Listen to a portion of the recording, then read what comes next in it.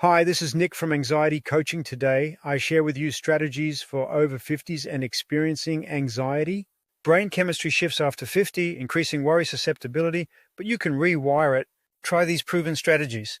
1. The 5-4-3-2-1 technique. Name 5 things you see, 4 you touch, 3 you hear, 2 you smell, 1 you taste to ground yourself instantly. 2. Morning movement. 15 minutes of walking reduces anxiety hormones by 40%. 3. The power pause.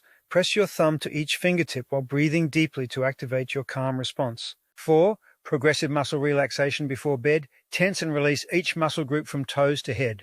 Your body's relaxation prevents anxiety. Start with one strategy today. Hope you enjoy the other 9 strategies. Best in your healing. You know that feeling when you're drowning, but everyone thinks you're waving? Asking for help isn't weakness, it's brave. I spent months thinking I could handle everything alone, but I was just making it harder. A mental health professional isn't there to judge you. They're a guide helping you find tools you didn't know existed. You wouldn't fix a broken bone yourself, so your mental health deserves the same care. If you're struggling, that heaviness doesn't have to be permanent. Reaching out feels scary, but staying stuck feels worse. You deserve support, and getting it makes you human, not less capable. That heavy feeling when everything just piles up. Here's something wild. Scientists found that just talking about your struggles actually changes your brain chemistry. Like, literally makes you feel better. But here's the thing we all forget. That friend you're thinking about right now, they probably need to hear from you just as much as you need to talk. So here's your challenge. Before this video ends, text someone. Not, hey, what's up? Yeah, then actually tell them something real. Because carrying everything alone, that's not strength, that's just exhausting. And the people who care about you, they want to be there. Let them. That moment when you say yes, but everything inside screams no. That's where tiny compromises start. Accepting the bare minimum, laughing off disrespect, convincing yourself being chosen matters more than choosing yourself. The fear of being alone isn't about loneliness, it's about facing ignored parts of yourself. Every time you dim your light for someone else's comfort, you trade future peace for temporary comfort. Sitting with yourself feels terrifying at first, but that discomfort isn't emptiness. It's you remembering who you were before shrinking. That version still exists, waiting. Stop settling for crumbs when you deserve the whole feast. Your worth isn't negotiable. Choose yourself today and every day after. That's where your power Create lives. A reset corner in any unused space, closet, nook, anywhere. Add a soft blanket, pillows, warm lamp, and something that smells calming, like lavender. Include a journal or favorite book. When overwhelmed, retreat here with no phone or distractions, just peace. Takes 10 minutes to set up, but provides a lifetime stress management tool. Your mental health will thank you for having a dedicated decompression space. Stop trying to be strong all the time. That tough it out mentality is exhausting and unhelpful. Here's what works. Feel your feelings. When's the last time you let yourself be sad without immediately fixing it? Journal, paint, or talk to a friend who gets it. Your emotions aren't weaknesses, they're signals your body sends. The moment you stop fighting what you feel and acknowledge it, real healing starts. You don't have to carry everything alone. Being vulnerable is the bravest thing you can do. Today, try feeling something fully. Your future self will thank you. You know what changed everything for me? I stopped trying to heal in isolation. Your struggles feel 10 times heavier when you're carrying them alone. I joined a support group last month, and the moment someone shared their story that matched mine, something shifted. Suddenly I wasn't broken or weird, I was just human. These people get it without judgment. We celebrate tiny wins together and sit with hard days without trying to fix each other. Healing isn't linear, and it's not a solo sport. If you're struggling, find your people, whether online, in person, or a weekly meetup. Connection is medicine. You deserve a space where you can show up exactly as you are. We're all walking this path, and it's so much lighter when we walk it together. Your brain defaults to negativity, but you can retrain it.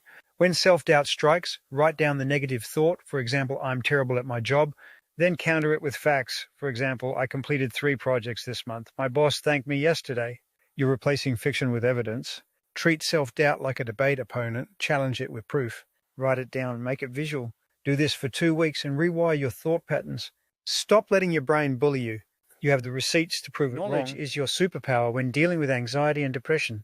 Reading about your struggles helps you understand them. When you learn about anxiety, racing thoughts and crushing feelings get names. You realize they're real experiences millions face, not personal weakness. This understanding reduces their power over you. You start recognizing patterns, identifying triggers, and feeling less alone. Find resources that match your experience. Everyone's journey differs. Education breaks down stigma by explaining what's happening in your brain. It won't cure everything, but it gives you language to fight back. Start with one article today. Your future self will thank you for taking that first step toward understanding. You've built the career, respect, and image, but you're running on empty, not from weakness, but from being strong too long. You chase the next goal thinking it'll be enough, yet the finish line keeps moving. You're surrounded by people but feel alone because they see what you do, not who you are. You carry unspoken feelings and locked away fears, and the weight grows heavier daily. Here's the truth. No achievement fills what's missing inside.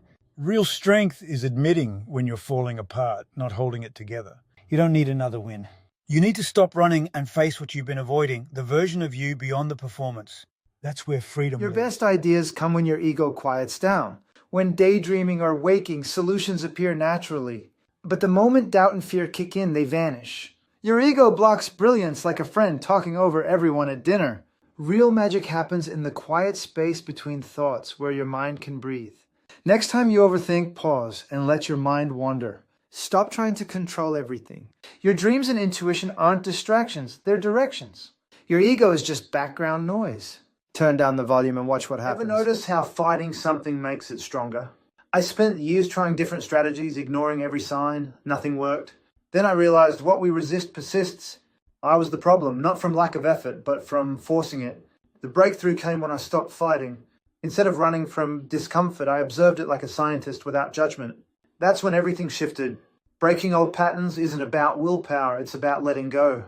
When you stop resisting reality, you stop needing to be fixed. The pain you're avoiding is trying to teach you something. Stop fighting, start listening. That's where real change begins. Stop trying to climb the whole mountain in one day. Action comes before motivation. Start ridiculously small. Make your bed, drink water, take a walk.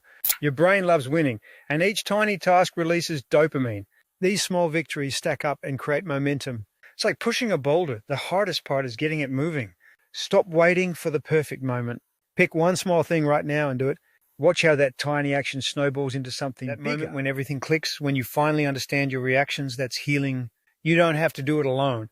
Every strategy here comes from real experience and breakthroughs. If something resonates, share it with someone who needs it. Your healing creates a ripple effect. When one person heals, they light the way for others. Subscribe to build a community where healing is a shared mission. Awareness is the first step, and you've already taken it by being here.